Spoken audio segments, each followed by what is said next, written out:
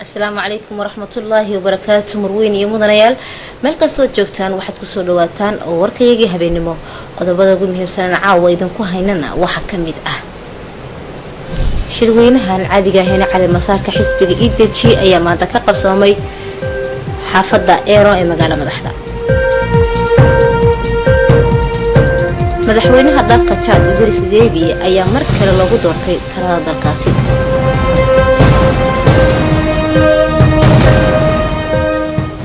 بسم الله الرحمن الرحيم داود الكوس waxay qodobada warkayga door korona haatan asagii oo dhan بسم الله الرحمن الرحيم xogayaha guud ee ururka caalamiga ee Francophoniga Michael John ayaa dambal hambalyo ah soo diray soo gaarsiiyay madaxweynaha jamhuuriyadda mudane Ismaaciil Cumar Geele kadib guushii uu ka hantay doorashadii madaxtinimo waxaana uu ku amaanay sida wanaagsan ee madaxweyne Geele uu mar kale u kasbay kalsoonida shacbiga anigoo ku hadlay buri magaca dalalka beesha Francophoniga ayaa si farxad ay ku dheehan tahay guushaasi ugu hambalyanaya madaxweynaha jamhuuriyadda xogayuhu waxa uu sheegay in beesha Francophoniga iyo laamaha iskaashi caalamiga ay ku dadaali doonaan xoojinta iyo adkeynta nabadda iyo dimuqraadiyadda sidoo kale madaxweynaha jamhuuriyadda mudane Ismaaciil Cumar Geele ayaa dambal hambalyo ah ka helay hogaamiyayaasha dalalka aan walaalka iyo saaxiibka dhahay ee sida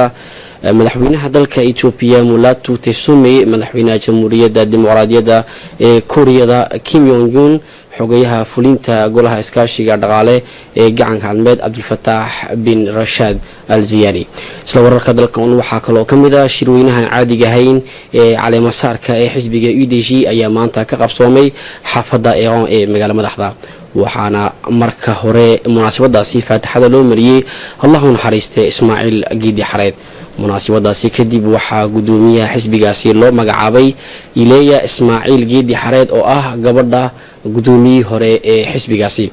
xisbiga dimuqraadiyadda ee cadaaladda ee EDG ayaa waxa asaasay sanadkii 2002 marxuun Ismaaciil Geedi Xareed munaasabadaasi waxa uu joogay dhammaan taageerayaasha xisbigaasi oo ka kala yimiday xaafadaha kala duwan ee magaalada madaxda iyo gobolada dalka sidoo kale waxa uu joogay munaasabadaasi cali masaarka gudoomiyaha xisbigaasi EDG Maxamed Daawud Shixim gudoomiyaha xisbiga PDD Aamin Roble Buux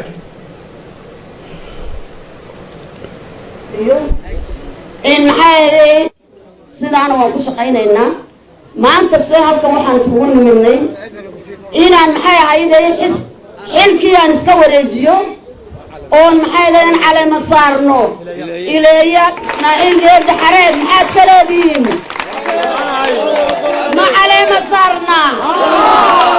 rasiidaanada deji ma noqotaa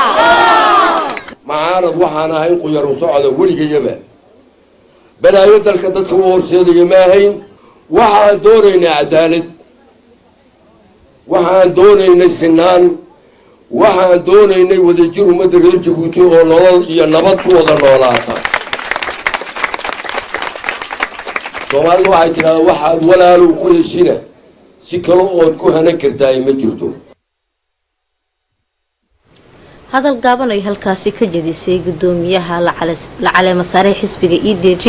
Ileeya Ismaaciil Geedi Xareed ayaa sheegtay in dadaalka xisbiga ay halkaasi ka sii qaadi doonto waxaan eebo uga baraday in aabaheed naxariis janno uga waraabiyo waxaana kamid ah hadaladeedii bismillaahir rahmaanir rahiim aad baa qorto u mahadsantihiin sida fiican ee qortada oo soo baxdeen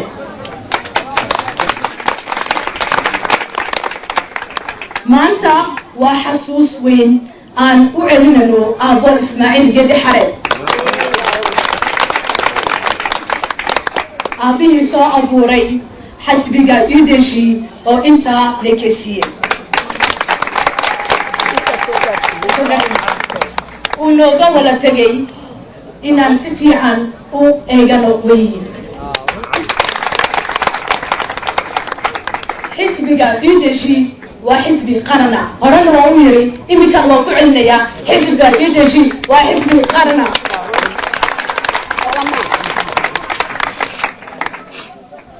وحن قران يشجع يا معار نمض وحي كذي كنتاي معار نمض معها إن لعيتمو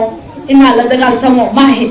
وإن للشيء هلكو وضنكو كليتو إيو هلكو كفتي عنها كفتي عنها EDG وحزبي معارض وكل علمية EDG وحزب معارضة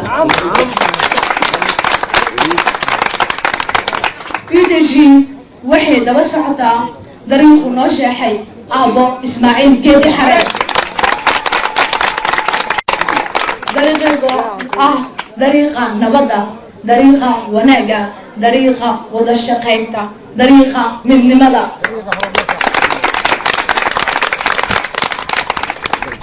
هدان ربنا إنا هرمار قارنو وإنا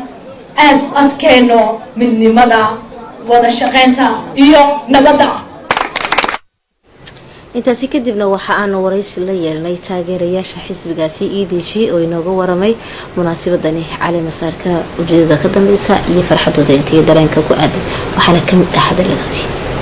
maanta farxad weyn ayay noo tahay ilaa anakoo cali masaarkeeni aan madaxweynadeeda aan cali masaarinay markaan waxaan leenahay felicitation hambalyo ayaan leenahay anakoo partiga EDG ah oo weligay aan ku soo dhimanay oo aaba Ismaaciil Geedi Xarad aan daba joogaynay maantana waxaan leenahay hii iyo hooba ilaa waan garab joognaa waan la shaqaynaynaa insha Allah waxa leeyahay xaga dadaalka aan wadno inuu insha Allah dadaal kale aan sii wadno ayaan jecelnahay wadankuna wuxuu ku fiican yahay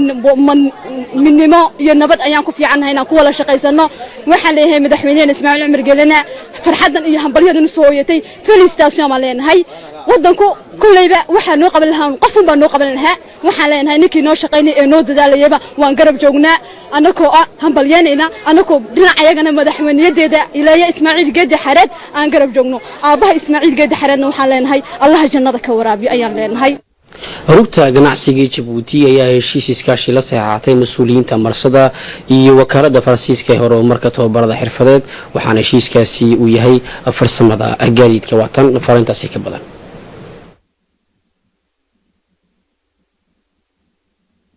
rugta ganacsiga Djibouti ayaa la saxaatay heshiis iskaashi marsada Djibouti iyo ururka Faransiiska ee horumarka tababarada xirfadeysan ee gaadiidka logistiga iyo midowga shirkadaha gaadiidka ee logistiga Faransiiska heshiiskan iskaashi ayaa isagu ah mid xoojin doona tababarada iyo maareyntaasi logistiga iskaashiga ayaa suuro gelin doona abuuritaanka iyo meelmarinta mustaqbalka xarun tababarada xirfadeysan haday noqoto kuwa sida gaarka loo leeyahay iyo kuwa kaleba taasi oo dadka ka hawlgalaya waaxdaasi ay ku talagali karayaan tababar asaasi ah oo ka jawaabaya baahida cusub ee ku soo kordhaysa suuqa shaqada iyo sidoo kale adeegyo kala duwan oo heer sare ah gudoomiye ku-xigeenka rugta ganacsiga ee Djibouti oo halkaasi ka hadlay waxa uu hortaba soo dhaweeyay munaasabadaasi saxiixa heshiiskaasi ayaa waxtar ugu fadhiyay buu yiri ardayda ka baxaysa kulliyadda logistiga transportka oo faa'iido weyn ugu fadhiya qayb ka ahaan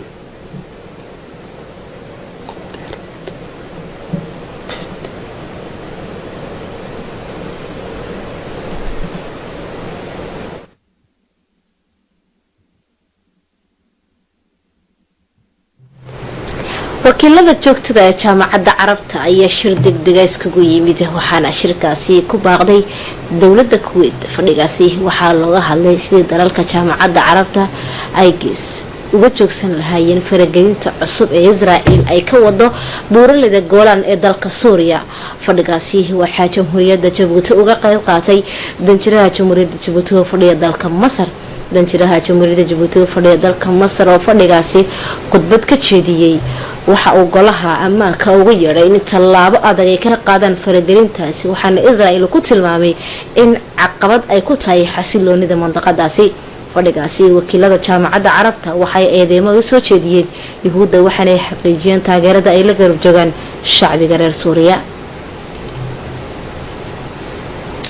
ururka Saadisa ayaa ku qaban qaabiyay xarunta horumarinta bulshada xaafadda saddexaad abaalmarinta tartanka waxaana munaasabadaasi u joogay ururada magaalada madaxda sida ururka Tajoora Aado ee Obo Dogolela ee dakhil iyo Alfo ee xaafadda Arxiba hadal gaaban oo halkaasi ka jeediyay agaasimaha xarunta horumarinta bulshada waxa uu hortaba uga mahad celiyay marti sharafka ka soo qayb galay munaasabadaasi waxaa halkaasi lagu soo bandhigay ciyaaraha hidaha iyo dhaqanka waxaana munaasabadaasi ay ku saabsanayd howlo shaqo ay lagu abaabulay mashruuc wax ka qabanaya dhibaatooyinka dhalinyarada waxaana hambalyo soo jeediyay madaxweynaha jamhuuriyadda kadib guuleystay doorashada madaxtinimo waana madaxweynaha wuu yidhi dalka gudoomiyaha ururkaas hadiisa heegan uga jira maalin iyo habeen garabgalka dhilinta iyo horumarka dalka intaba waxaana uga mahad celiyay agaasimaha xarunta horumarinta bulsho taageeradiisa hagar la-aaneed ee ula garab joogo hirgelinta mashruucaasi dugsiga saddexaad ee ku yaala degmada balbala waxaa ka qabsoomay tartan xagga akhriska waxaana tartankaasi uu u dhexeeyay ardayda fasalka shanaad dugsiga balbala 3 iyo dugsiga 6 waxaana guushu ay raacday dugsiga balbala 6 tartankaasi akhriska ayaa waxaa loogu leeyahay si loo ogaado dugsiga ugu fiican xagga akhriska ee dugsiyada magaala madaxda waxaana tartankaasi uu ka kooban yahay akhriska alfaabeega casharada iyo aqoon guud oo heerka aqoonta ardayda waana fursad barasho oo ardayda loogu talagalay si markaasi ay ugu tartamaan abaalmarinta tartankaasi iyo dugsiga ku guuleysan doona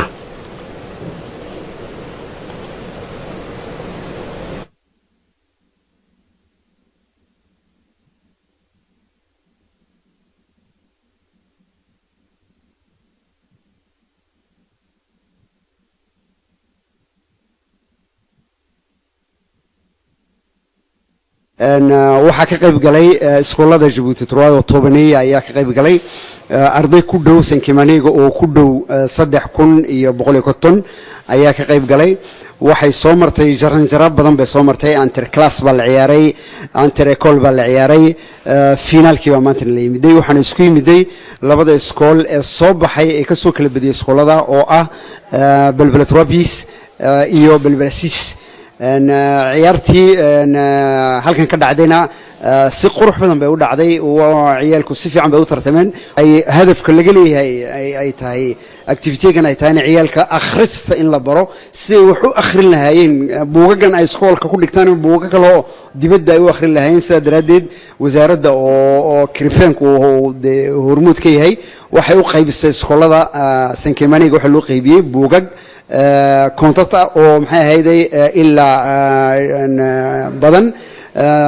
buugagii ay soo akhriyeen iyo macallimiintii daba socotay akhristaas daba joogtay iyo konseyadii ka soo shaqeeyay midhaheegii baa maanta la goostay marka waxaan u mahadnaqayaa ugu horeys macallimiintii ciyaalka soo tababaray iskoolada joogay Sankimaniga dhigay directoradii iskoolada iyakuna maxay ahayd waxa la wixii ay u baahdaan haday transport tahay haday sharaab tahayba hirgelinay iyo konseyadii ka soo shaqeeyay ay ugu horeeyaan Maxamed Maxamuud iyo Cabdiraxmaan sida wanaagsan ay uga soo shaqeeyeen waxaan leeyahay felicitation wallahi shaqo wanaagsan wallahi agaasimka guud ee tababarada xirfadaha ee wasaaradda waxbarashada qaran ayaa qabanqaabisay munaasabad lagu soo xulayo dhalinta ku wanaagsan wadida baabuurta dhismaha guryaha iyo injineero xagga korontada munaasabadaasi waxaa u sharaxnaa 275 qof oo marayay imtixaanka qoraalka ee farsamada mekaaniga waxaana dadkaasi ay qaadan doonaan tababar 6 bilood oo ku saabsan xagga baabuurta waaweyn iyo kuwa dhismaha guryaha waxaana tababaradaasi xirfadeed hormuudka wasaaradda waxbarashada qaran oo ujeedada ka dambaysa ay tahay in la siiyo fursad labaad dhalinta meel gaaban kaga baxday waxbarashada waxaana loogu talagalay in ay bartaan tababarada xirfadeed ee mekaanigada baabuurta dhismaha iyo korontada si markaasi fursado shaqo ay u helaan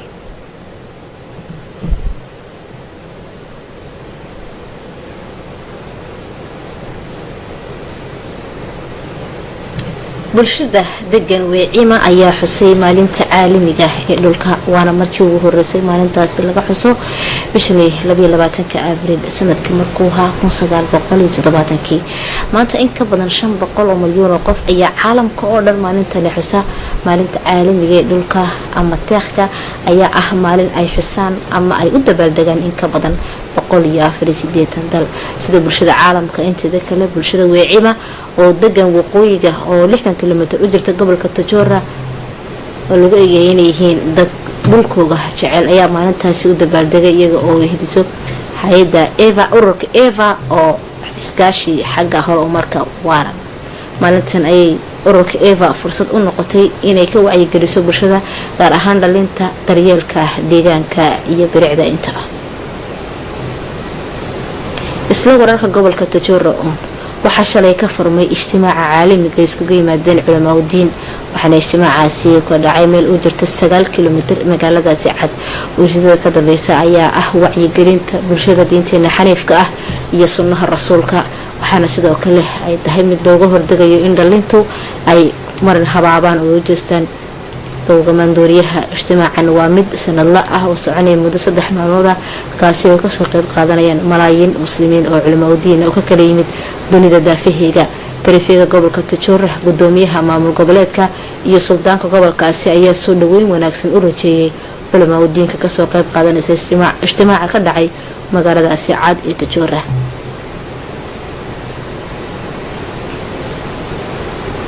iyada oo ay la xiriidho howlgallada mashruuca horumarinta shaqada dhalinta iyo farshaxanka wakaalada qaran ee horumarinta ADDS ayaa u qaban qaabisay qorituur dadka ka faa'iideysanaya mashruuca lagu magac daray Propeja taasi oo lagu qabtay xarunta maamul goboleedka gobolka Cali Sabiix oo uu joogay gudoomiyaha maamul goboleedka عمر أحمد وعيس يقسمها جودي وكالة عدد اس مهدي محمد جامع مسؤول كمشروع عيد محمد عبد الله مشروعا وأي ماموشو بنكي جدونك وحامل جنية صندوق جابان يهورو مرين تبرشو وحانسو هندسي وكالة عدد اس يدو أي هرمود كتاي حوغين تا استاجر سيغرن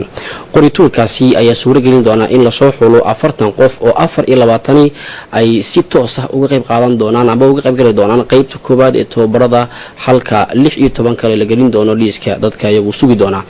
waxaana qorituurkaasi uu ka dhigan yahay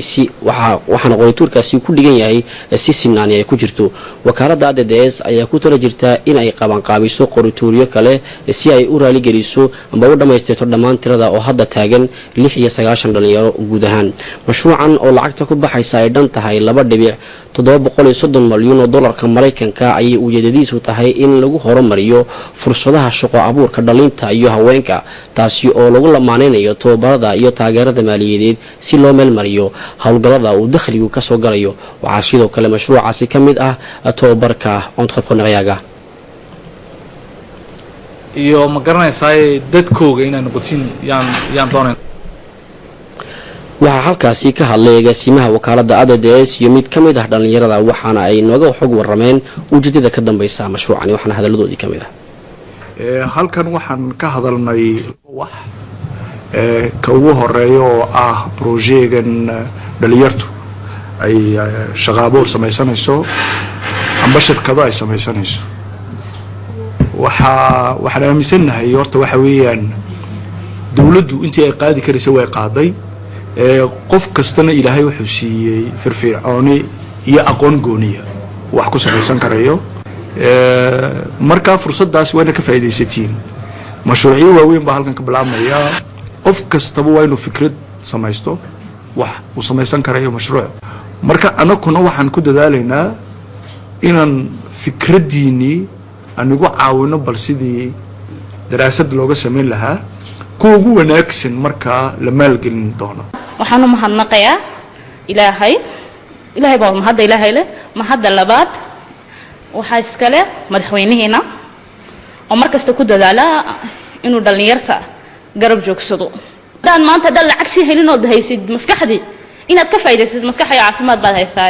waana ku mahadsanay si waxay u dhacday cadaaladana si fiican bay u dhacday waa la wada arkay waa laguna wada faraxsanaa anaa kamidana waan ku faraxsanay may dawladdu inaa wax laga suga maaha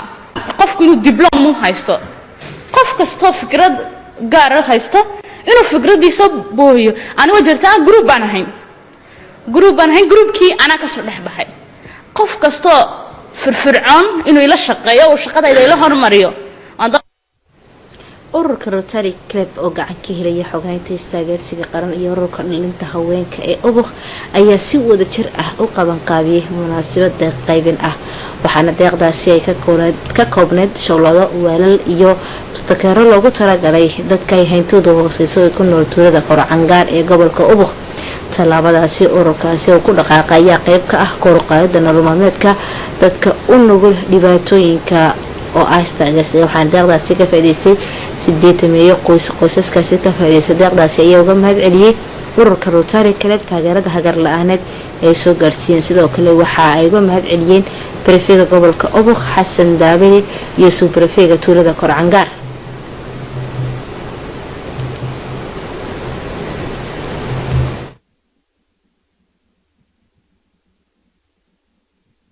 Rotary Club Merouge saaka aroortiiba aan joogno Obokh waxaan horta mahadnaq u celinayaa prefega Obokh sida quruxda badan ay noo soo dhaweeyeen amba nagu habeeyeen hawshana maanta aan u socono waxaan markaa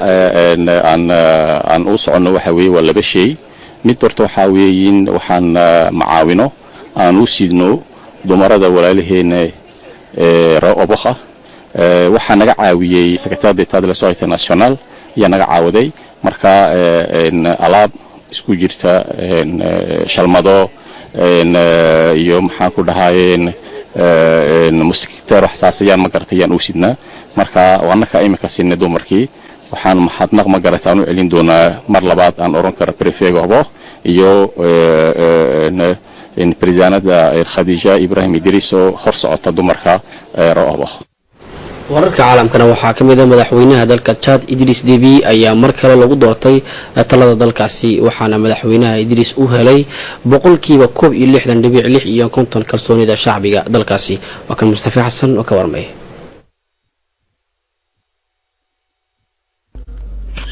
Chad madaxweyne Idris Deby oo talada dalkaasi hayay muddo 26 sano ayaa mar shanaad loo doortay inuu qabto hoggaanka dalkaasi kadib markii uu ku guuleystay doorashadii madaxtinimo ee dalkaasi ka dhacday 10kii bishan Abriil guddiga doorashada qaran ee madaxa bannaan ee dalkaas ayaana soo saaray natiijooyinkii kumeel gaarka ahaa waxaana uu helay madaxweyne Idris Deby intuu boqolkiiba 61.6 waxaana kaalinta labaad soo galay ninka ugu cadcad mucaaradka dalkaasi Saalax Kebzabo oo helay boqolkiiba 12.8 kaalinta saddexaad waxaa soo galay Kurawo oo ahaa duqi magaalada Mundu waxaana uu helay boqolkiiba 10.9 natiijadan oo ahayd mid ku meel gaar ah waxaa muddo 15 cisho ah go'aan ka gaari doona guddiga dastuuriga ee dalkaas boqorada Elizabeth II ayaa shalay xustay sanad guuraheegii sagaashanaad boqorada Elizabeth II ayaa ah boqorada ugu da'da weyn ee xukunta tan iyo sanadkii 2015 kadib markii la sameeyay taariikh wax la sheegay inay tahay boqorada ugu da'da weyn ee xukunta marka laga yimaado sanadkii 1952 waxa ay ahayd boqorada ugu da'da yareed ee boqornimada loo dhibay waxaana ay soo martay inta ay boqornimada aanba hayso ama xilkaasi hayso wadamo fara badan oo ay ka faa'iideysan abaalmarinteeda ilaa malaayiin qof daawadayaal qodobkaasi ayaan ku soo afmeerinaa warkayaga caawintan isku yimid doona warkan oo kale waxaad ilaahay nabadgeliyo iyo amaan Allah